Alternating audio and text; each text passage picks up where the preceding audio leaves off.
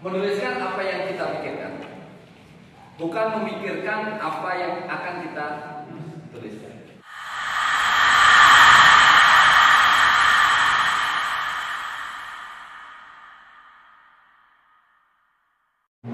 Menulis tentu saja adalah salah satu bagian dari bagaimana kita bisa mempublikasikan diri. Nah, tentu saja teori yang semalam itu masih relevan. Jadi bagaimana tulisan kita akan memantik emosional orang, bagaimana tulisan kita akan mempengaruhi orang, itu mesti juga direlevasikan. Nah, kita akan masuk lebih dalam PPN. Teman-teman, ada yang merasa kalau disuruh nulis itu susah nggak? Siapa? Yang merasa, tolong ini ditulis dari artikel, ayo masuk. Tolong ini ditulis dari berita. Terus kemudian kawan-kawan merasa bahwa susah banget nulis. Siapa yang ngalamin ini? Nggak ada ya? Karena pernah nulis. Karena pernah nulis. Susah banget. Kalau sekarang saya kasih tugas gitu, tolong dibuatkan artikel. Kawan-kawan, kira-kira kesulitannya di mana? Memulainya. Cara memulainya, kemudian ceritanya gimana? Terus temanya apa? Kemudian ini kalau perempuan kira-kira susahnya gimana? Memulainya. Cara mulainya. Dalam sebuah aksi demonstrasi, dia mesti datang ke tempat demonstrasi itu untuk ngerasain gimana semua tentang aksi. Kalau dia pengen dapat teriakan lantangnya seorang demonstran, dia mesti datang ke tempat demonstrasi untuk bisa dengerin bagaimana demonstrasi, para demonstran sedang berteriak dan sebagainya. Pakai itu. Dan itu menjadi lebih. Misalnya tentang pengalaman diri sendiri pun, itu juga perlu perspektif orang. Kita mungkin bisa nanya kepada orang lain yang ada di luar sana tentang, apa sih pendapatmu tentang serikat pekerja? Bukan hanya pendapat kita, tapi kita juga punya perspektif dari orang lain tentang apa itu serikat pekerja. Jadi itu fungsi riset dan reportase. Selain memperkuat argumentasi kita, juga untuk menopang apa yang sedang kita lakukan. Jadi tulisan kita bukan hanya sekedar tulisan yang data, tapi juga tulisan yang banyak masukan. Tulisan yang hidup, tulisan yang punya nyawa. Karena di sana ada orang yang ngomong, ada suasana yang dibangun, ada kata-kata yang kita rekam kembali, dan banyak hal yang bisa kita cari. Itulah guru menghidupi diri dan keluarganya. Tetapi apa jadinya jika setelah sekian tahun bekerja tetap saja dibayar murah? Jadi kan sesuatu yang umum dulu, upah adalah sesuatu yang menjadi keharusan bagi guru. Karena dengan upah itu guru menghidupi diri dan keluarganya.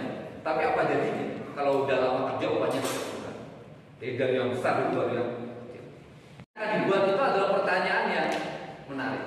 Contohnya, apakah kamu pernah merasakan putus hubungan kerja? Sakit mana jika dibandingkan dengan putus cinta? Enggak, kutipan langsung sama kutipan tidak langsung. Ada yang tahu kan? Kutipan langsung dan kutipan tidak langsung. Langsung itu yang mempersilahkan diungkapkan. Betul. Kutipan langsung itu kita mengutip apa yang disampaikan oleh orang itu dengan apa adanya, nggak dikurangi, nggak ditambahin. Biasanya dicirikan dalam tulisan itu dengan tanda itu, itu kutipan langsung.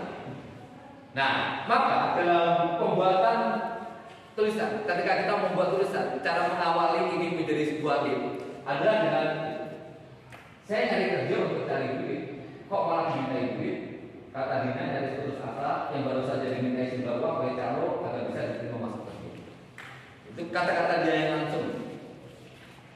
Nomor satu itu AWS belum. Apa tulisan ini?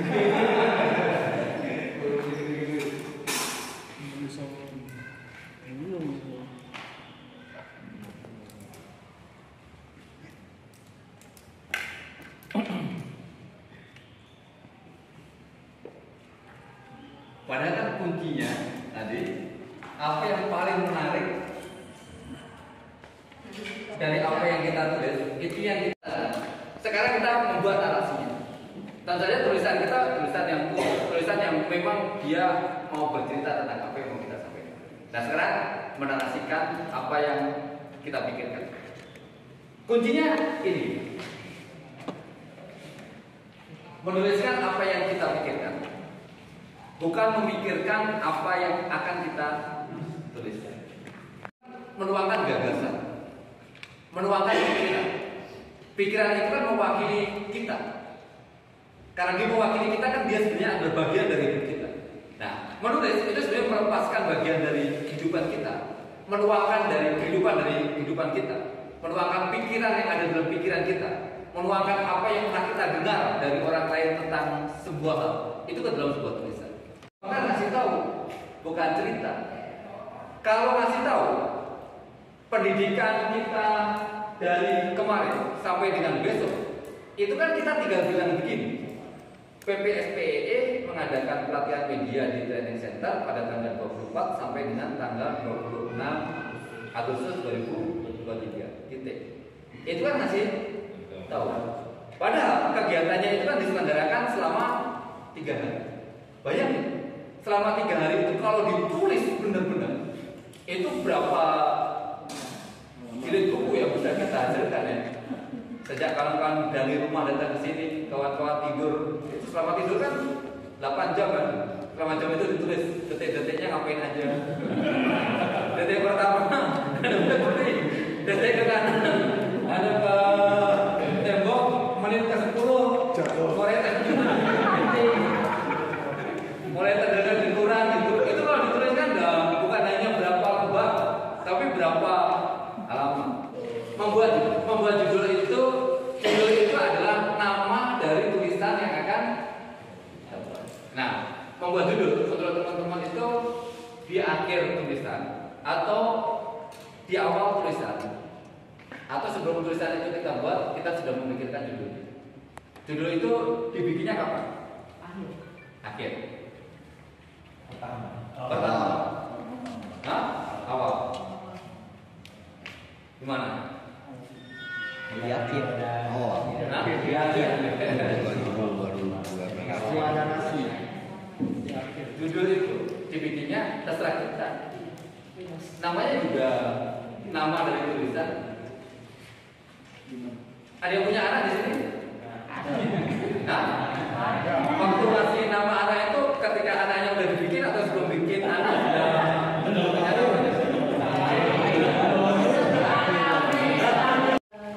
ini tadi Bung Bahar kan menjelaskan tentang judul berita. Memang kadang kan kita termasuk ya ke dalam sebuah judul yang notabene kita udah melihat outline-nya dulu nih di awal. Wah ini menarik. Tapi apakah berita itu boleh mengandung pertanyaan judulnya? Karena beberapa kali pernah saya melihat tulisan kalau kita menampakkan berita tipe berita yang akan kita tulis itu tidak boleh memakai kalimat tanya. Jadi itu bagaimana kan? Itu salah satu contoh yang membuat judul dengan pertanyaan. Misalnya bicara tentang serikat pekerja, hal apa yang paling menarik? Nah, itu kan menjadi tanda tanya. Orang kan sebenarnya kan ada rasa ingin tahu terhadap isi dari berita itu. Tapi terkadang justru tidak boleh ke arah sana. Maksudnya, apakah itu diizinkan dalam penulisan? Apakah ada dasarnya boleh menggunakan kalimat tanya pada judul berita? Atau memang ya mencari kata-kata lain yang menarik? Itu gimana?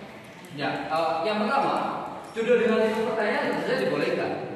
Ya, tidak ada larangan ya. Karena judul itu kan tadi dia nama dari tulisannya. Dan kalau memang argumentasinya adalah nggak boleh bertanya karena orang yang sedang baca itu juga sedang punya pertanyaan, kan itu justru menguatkan keinginan dia untuk membaca bahwa tulisan itu adalah tulisan yang nantinya adalah menjawab tentang apa yang dia tanyakan. Jadi itu enggak hanya pendapat saja.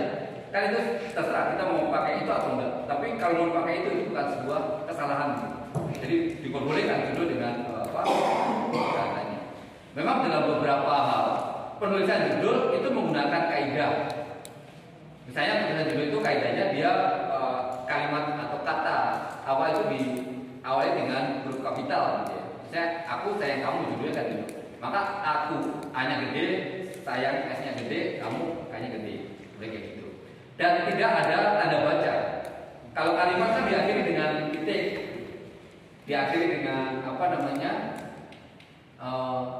menandakan dia satu kalimat kan titik misalnya gitu. Maka judul nggak ada titiknya. Ya kalau misalnya judulnya tadi aku sayang kamu, ya tulis aja aku sayang kamu, nggak ada tanda titik. Kalau bagaimana kalau dia sebut pertanyaan? Ya lupa dikasih pertanyaan. Jadi pertanyaan dengan tanda seru bahkan tanda kutip dalam judul itu kan juga banyak ditemui. Jadi dalam hal itu sih nggak